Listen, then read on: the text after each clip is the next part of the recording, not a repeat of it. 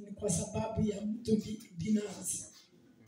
Ninabuda, kuna pahali imefika na unaona mambo yote si sawa, lakini hebu nikwambie neno la Mungu liko uhai. Ni kwa sababu nilikuwa kwa ndoto na nikasikia hiyo neno na nikaisikia mtu ananisomea tusipapaike. Kwa hivyo nikajua kuna kitu na kuna jambo itafanyika. Ni kwa sababu Mungu wetu ni mwaminifu. Tunataka kukaribisha unenaji wa neno, na ninajua Mungu wetu atatubariki kutoka kwa neno lake. Karibu ndugu yetu.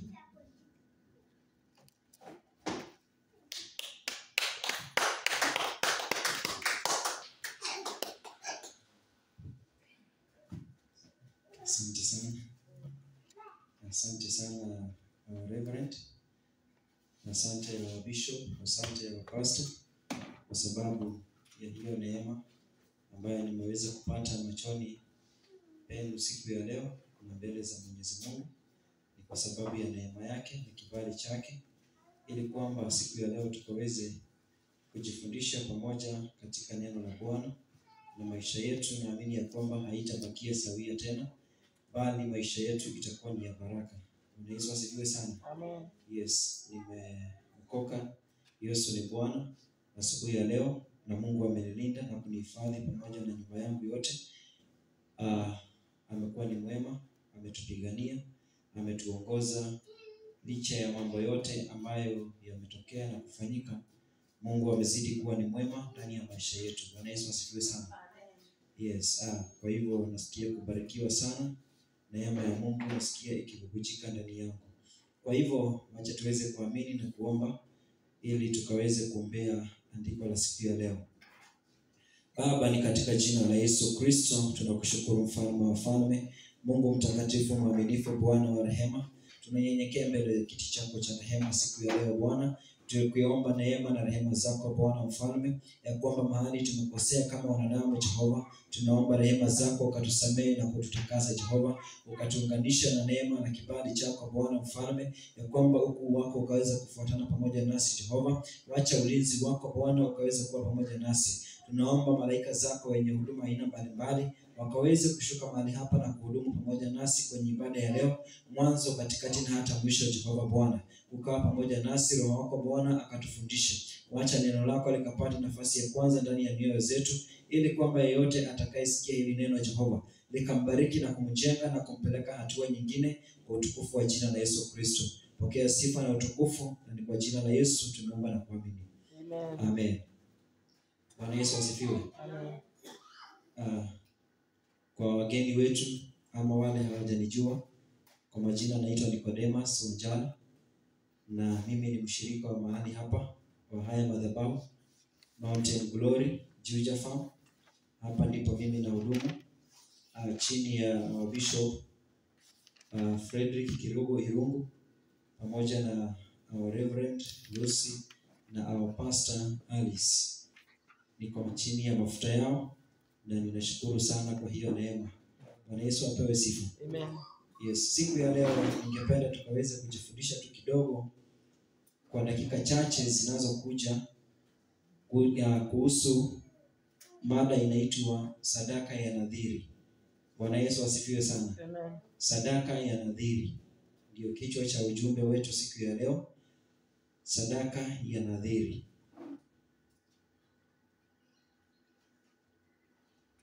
Bwana Yesu apewe sifa. Amen. Utafungua pamoja nami kitabu cha Mhubiri 5. Mhubiri 5 na Kiingereza ndio Ecclesiastes na Kiswahili ni Mhubiri. Mhubiri 5 kuanzia mstari wa 4. Kitabu ni cha Mhubiri 5 mstari wa 4, nitaanza kusoma. Wewe ukimwekea Mungu nadhiri, usikawie kuiondoa, kwa kuwa yeye hawi radhi na wapumbavu. Basi uiondoe hiyo ulioiweka nadhiri, na ni afadhali usiweke nadhiri kuliko kuiweka usiiondoe. Usichukue usikiache kinywa chako kukukosesha mwili wako, wala usiseme mbele ya huyo malaika ya kwamba umepitiliwa, kwani Mungu akukasirikie sauti yako na kuiharibu kazi ya mikono yako. Maana ndivyo ilivyo katika habari ya wingi wa ndoto, ubatili na maneno mengi, walakini wewe mcha Mungu. Bwana Yesu asifiwe sana. Bwana Yesu apewe sifa. Maandiko tunaona ya kwamba mhubiri anatufundisha siku ya leo. Anatuambia ya kwamba wewe ukimwekea Mungu nadhiri ya kwamba usikawie kuiondoa. Mimi na wewe tukimwekea Mungu nadhiri ya kwamba tusikawie kuiondoa. Wacha nielezee kifupi nadhiri ni nini. Nadhiri ni ile sadaka ya hiari mtu anatoa, ama kiapo unatoa ndani ya moyo wako, unasema ya kwamba Mungu, ninaomba unifanyie hivi, nami ukinifanyia hivi mimi nitakutumikia, ama nitakutolea, ama nitakufanyia jambo fulani ndani ya maisha yangu. Ni hilo ndilo jambo Mungu anasema ya kwamba ukiweka nadhiri ya kwamba usikawie kuiondoa. Ati ya kwamba ni afadhali ukose kuweka nadhiri kuliko uweke nadhiri na ukose kuitimiza kuweza kuiondoa. Maana maandiko yanasema ya kwamba Mungu hawi radhi na wapumbavu. Kwa hivyo kulingana na maandiko na kulingana na Mwenyezi Mungu ya kwamba mtu yeyote ambaye anaweka nadhiri na kisha anasahau ya kwamba aliweka nadhiri na Mwenyezi Mungu, kisha anawacha kutimiza vile Mungu alikuwa ameahidi mbele za Mungu, basi huyo mtu kulingana na maandiko ni mpumbavu. Bwana Yesu asifiwe sana. Ya kwamba Mungu hawi radhi na wapumbavu. Na hapo chini maandiko yanasema ya kwamba kwa nini uruhusu kinywa chako kiweze kukosesha mwili wako wote? Maana nadhiri mtu anatumia kinywa chake, ulimi wake kunena. Unaahidi, ni kiapo unaweka kati yako wewe na Mungu, ama kati yako na mtu fulani. Unaahidi ya kwamba siku fulani, tarehe fulani, mwezi fulani, huu mwaka nitakufanyia 1, 2, 3. Alafu inafika hiyo wakati wewe unasahau ama unaignore. Unadhania labda alisahau, kwa hivyo hayo mambo yalipita na yakaisha na yakasahaulika. Hapana. Kama uliweka nadhiri, basi kumbuka ya kwamba siku ya leo maandiko yanasema ya kwamba utaitwa mpumbavu. Ni kwa sababu Mungu anasema ya kwamba hiyo nadhiri ambayo umeweza kuiweka ndiyo itasababisha Mungu aweze kuharibu kazi ya mikono yako. Kwa hivyo madhara ya kutimiza nadhiri yako, moja ni kwamba Mungu ataweza kuharibu mwili wako, na ya pili ataweza kuharibu kazi ya mikono yako. Hautafanikiwa katika jambo lolote utakalolifanya, kwa sababu mbele za Mungu utakuwa umeshakuwa ama umefanyika mtu mpumbavu. Bwana Yesu asifiwe sana. Yes, utakuwa mtu mpumbavu. Na nikasoma mahali fulani ati ya kwamba kuna mzee mmoja alikuwa akipita mahali msituni, kisha akakutana na simba, kisha akajificha ile simba asimuone. Kisha moyoni mwake akaomba Mungu sana akisema, Mungu, ukiniokoa na huyu simba asiniangamize hivi siku ya leo, nami ninakuahidi ya kwamba nitakutumikia maisha yangu yote ambayo umenipa, utanipea hapa chini ya jua. Na kweli Mungu aliweza kumsaidia yule simba, hakumuona, akaweza kuokoka, akaweza kuenda shughuli zake wenye alikuwa anaenda. Kisha baadaye akaja akasahau ya kwamba alikuwa ameweka nadhiri na Mungu. Mungu akampiga na kanza ya kichwa. Akatembea katika matibabu yote na madaktari, ikashindikana. Sasa ikasemekana ni lazima atakatwa kichwa, apasuliwe. Na imani kubwa ya madaktari ilikuwa inasemekana ya kwamba hata faulu kupona akipasuliwa, kutolewa hiyo kanza ya kichwa. So akajaribu kupelekwa kwa wahubiri wengi, aombewe, hakuna kitu kilifanyika. Mwishowe alipelekwa katika nabii mmoja. Wakati anamwombea akaweza kutabiri, neno la Bwana likamkujia kumwambia kwamba huyu mtu shida aliyo nayo ni kwamba ni nadhiri aliweza kuweka mbele za Bwana, naye akakosa kutimiza hiyo nadhiri. Kwa hivyo kile kinachomkula ni ile nadhiri alikula na Mungu. Kwa hivyo aende akatimize nadhiri ambayo aliweka na Mungu, naye ataweza kupona, ataishi tena. Na hivyo ndivyo maisha ya huyo mtu iliweza kubadilika, na alipona. Hata hakuhitaji kuombewa tena, hakuhitaji kufanyiwa tena surgery, hakuhitaji kwenda tena kutibiwa. Bwana Yesu asifiwe sana.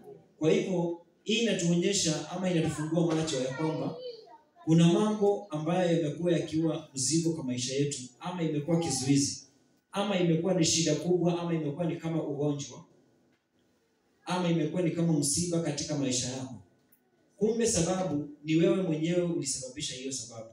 Ni kwa sababu uliweza kuweka kiapo na Mungu wako ya kwamba utafanya 1 2 3, naye akufanyia 1 2 3.